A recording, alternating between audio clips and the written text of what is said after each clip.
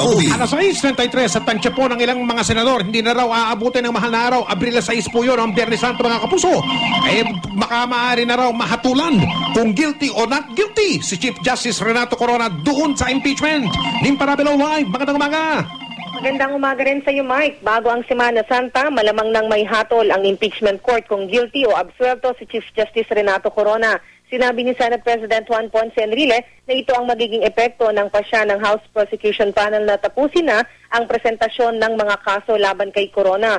Ganun pa man, sinabi ni Enrile na depende pa rin ng sitwasyon kung magiging matagal o mabilis ang pagpipresenta ng sariling mga ebidensya at testigo ng mga abogado ni Corona. Ayon kay Enrile, tulad sa prosecution panel, hindi maaaring utusan ng impeachment court ang kampo ni Corona na mag-apura sa pagpipresenta ng kanilang panig. Hanggang sa March 23 ang regular session ng dalawang kapulungan, kaya target na hanggang sa petsang ito ay matapos ang paglilitis.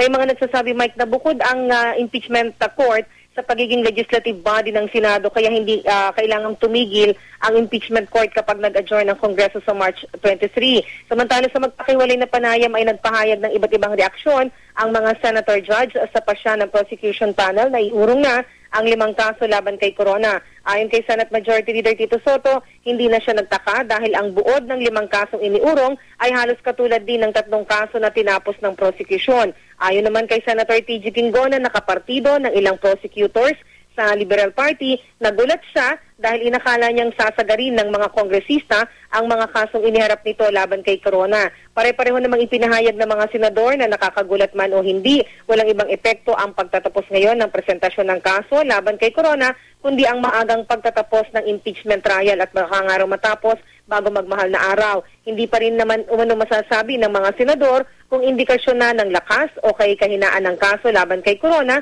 ang pag-uurong ng 5 kaso dahil maghaharapan ng kanilang mga testigo at ebidensya ang kampo ni Corona. Ang inyong kapuso, Nim Farabelo ng Jenny Super Radio Digital. Ito ang sama-sama